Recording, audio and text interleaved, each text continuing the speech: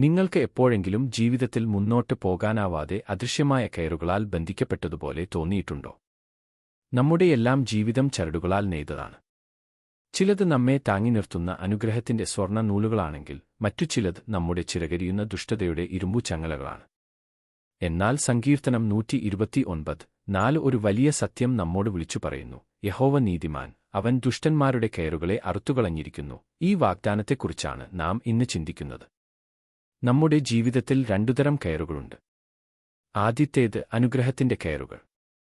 ദൈവവുമായുള്ള ബന്ധം, സഭാകൂട്ടായ്മ, ദൈവിക വാഗ്ദത്തങ്ങൾ എന്നിവ നമ്മെ അപകടങ്ങളിൽ നിന്ന് കാക്കുകയും ലക്ഷ്യത്തിലേക്ക് നയിക്കുകയും ചെയ്യുന്ന സുരക്ഷാ കയറുകളാണ്. എന്നാൽ രണ്ടാമത്തേത് ദുഷ്ടതയുടെ പാശങ്ങളാണ്. നമ്മുടെ വളർച്ച തടയാനും സന്തോഷം കെടുത്താനും ശത്രു കൊണ്ടുവരുന്ന കെട്ടുകളാണിവ. ഇവ പല രൂപത്തിൽ വരാം. നമ്മെ വരിഞ്ഞുമുറുക്കുന്ന പാപത്തിന്റെ കയർ, ശരീരത്തെയും മനസ്സിനെയും തളർത്തുന്ന രോഗത്തിന്റെ കയർ, ഉറക്കം കെടുത്തുന്ന കടത്തിന്റെ കയർ, തലമുറകളായി പിന്തുടരുന്ന ശാപങ്ങളുടെ കയർ, നമ്മെ നിശ്ചലരാക്കുന്ന ഭയത്തിന്റെ കയർ. ഇതിൽ ഏത് കയറാണ് ഇന്ന് നിങ്ങളെ ബന്ധിച്ചിരിക്കുന്നത്? പരിഹാരം ദൈവത്തിന്റെ സ്വഭാവത്തിലുണ്ട്. യഹോവ നീതിമാൻ.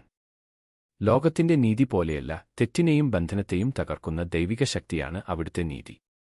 ഇരുട്ടിന് പ്രകാശത്തിനു മുന്നിൽ നിൽക്കാനാവാത്തതുപോലെ ഒരു ബന്ധനത്തിനും ആ നീതിയെ അതിജീവിക്കാനാവില്ല. ദൈവം കയറുകളെ പതുക്കെ അഴിക്കുകയല്ല, അറുത്തുകളയുന്നു എന്നാണ് വചനം പറയുന്നത്.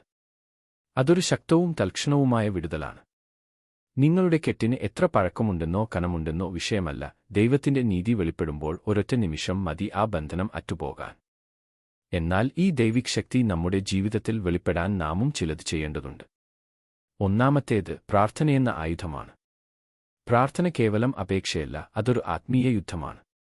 നമ്മുടെ ബന്ധനങ്ങളെ തിരിച്ചറിഞ്ഞ്, കർത്താവേ, അവിടുത്തെ നീതിയാൽ ഈ കെട്ടിനെ അറുത്തുമാറ്റണമേ എന്ന് നിലവിളിക്കുമ്പോൾ സ്വർഗ്ഗത്തിലെ ശക്തി ഭൂമിയിലേക്ക് വരുന്നു. രണ്ടാമത്തേത് അഭിഷേകത്തിന്റെ ശക്തിയാണ്. യെശയ്യാവ് 10:27 പറയുന്നു: അഭിഷേകം ഹേതുവായി നുകം തകർന്നുപോകും. പരിശുദ്ധാത്മാവിന്റെ ശക്തിയും സാന്നിധ്യവുമാണ് അഭിഷേകം. അത് നമ്മിൽ നിറയുമ്പോൾ ശത്രുവിന്റെ കെട്ടുകൾക്ക് നമ്മെ ബന്ധിക്കാനാവാതെ വരുന്നു. അഭിഷേകത്തിന്റെ തീയിൽ പാപവും രോഗവും ഭയവും കത്തിയമരുന്നു.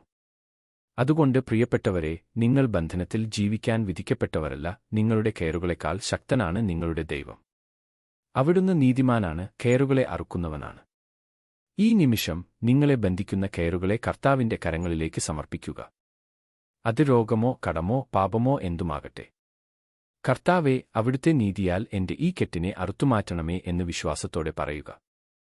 അവിടുത്തെ വിടുതലിന്റെ കരം ഇപ്പോൾ തന്നെ നിങ്ങളുടെ ജീവിതത്തിൽ പ്രവർത്തിക്കുന്നുവെന്ന് വിശ്വസിക്കുക. നിങ്ങൾ ബന്ധനത്തിനല്ല, സ്വാതന്ത്ര്യത്തിനാണ് വിളിക്കപ്പെട്ടിരിക്കുന്നത്. ആ സ്വാതന്ത്ര്യത്തിലേക്ക് ഇന്ന് തന്നെ കാലെടുത്തു വയ്ക്കുക.